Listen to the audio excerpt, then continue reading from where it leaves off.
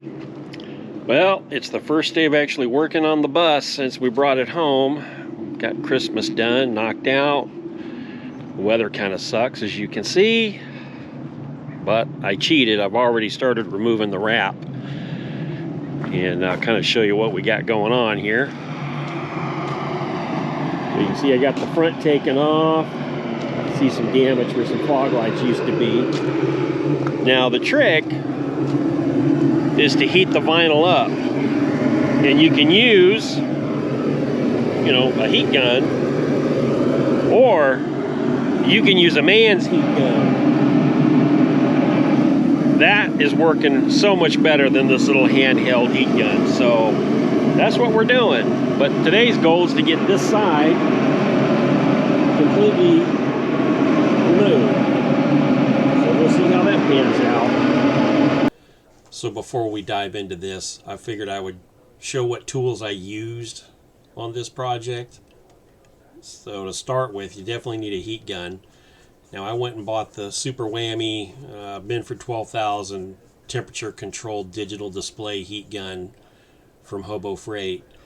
And it did fine, but I found that as I turned it up to the higher settings, it would peter out. So I went with the El Cheapo Harbor Freight heat gun, which I already owned, and that one performed very well. It would get pretty damn hot. You had to be careful with it so you didn't roast your fingers or something. And one thing with peeling off the vinyl, there is a sweet spot. If you don't get it hot enough, it'll break or tear and not come off. But if you get it too hot, it just stretches and makes a mess. So, and depending on the severity of weathering does impact how the vinyl is going to behave. So it's not an exact science, but you just got to get it pretty warm. And just goes to show you don't need the most expensive tool to get it done. Now what did help me was the blast furnace, as I call it, because I could use that to preheat a large area. I guess if I waited until summer to perform this project, it would have went just fine, but I wanted to get this wrap off as soon as possible. Part of having such a project of this nature was I had to sell the idea to my wife, whose vision isn't quite as extravagant as mine. So with the wrap on it, all she could see is a giant church bus. So that was my first task, was to get this wrap off. There is no shortage of tasks that need to happen, and I don't want to say there's a specific order because it all has to get done. Whether I'm, peeling off the wrap or inside ripping out seats, both tasks have to happen. The wrap would have been more feasible to take off in the summer, as I say, especially up here in Redding where it's, hot as Satan's ass crack. But I want to get it off now. So having that blast heater helped. Another thing I learned midway through this process was to use a scraper, not a metal one, a little plastic one, because my goal is to not damage the paint. Part of the reason I was glad this bus had a wrap is it's been wrapped for at least half its life, if not longer, so the paint underneath is beautiful. And I don't want to have to paint this bus unless I have to.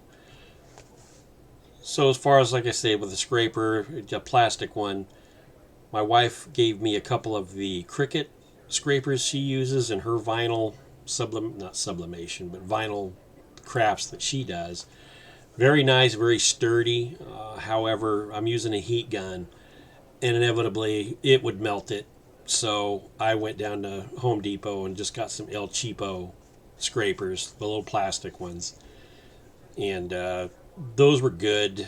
They weren't as good as the Cricuts, but considering they're 1/5 the cost, I could blow through 5 of them. So that's kind of the direction I went. The last thing I found I needed was a solvent, because some areas of the wrap had already peeled away just due to age, and it left the adhesive on there, which collected dirt. And I needed a way to get that adhesive off. And from what I read, Goof Off was a good, safe option.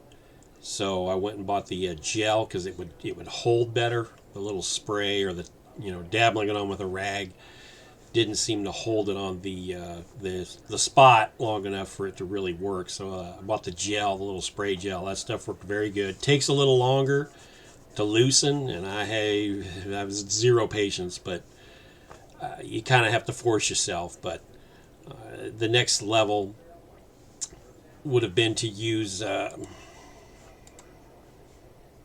Sorry, I had a brain fart. Couldn't think of the word acetone. Acetone's pretty one of the most mild of the solvents. So I do have some. I haven't had to use it yet. I have tested it, and it didn't mess with the paint at all. But you don't really want to use anything stronger than that. I wouldn't imagine.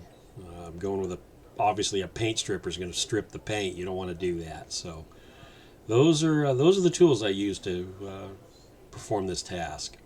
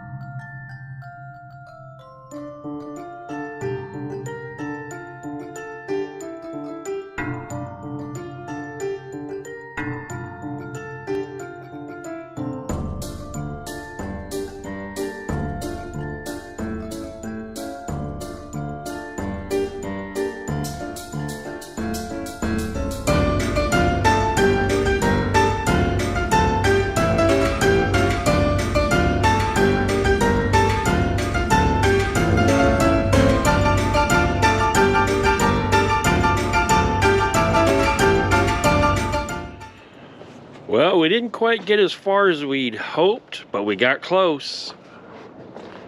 So we got the front done and 90% of the side. That top piece right there, that's what the remaining, is proven to be challenging. It is not coming off as easily as the rest of it, although that grate right there was no picnic. So today's goal is to finish this, and that I suspect is going to be a bear. And then maybe we'll fix this window. I forgot about it, but yeah, this window keeps popping open. There's 2 rivets on the bottom, and the rivets failed, and we learned that stainless steel requires a special drill bit. So anyhow, that's today. So we didn't quite finish the back of the bus. We got close. That engine compartment turned in to be a hell of a project. And I needed to get a 12-foot ladder to reach the top. I only have my 6-foot right there. So we did do a little bit down the driver's side, not a lot, but that's how far we got.